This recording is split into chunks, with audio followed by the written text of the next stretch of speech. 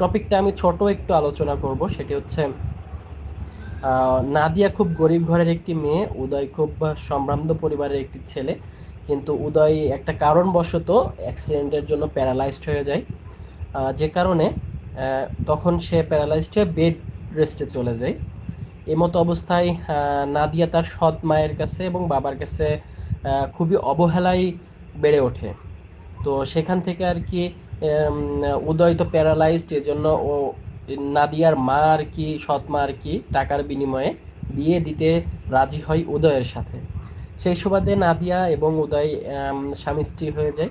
তো এভাবেই গল্প আগাইতে থাকে, আস্তে আস্তে আস্তে আস্তে একটি পর্যায়ে উদয় নাদিয়া এমন একটি জুটি হয়ে যায়।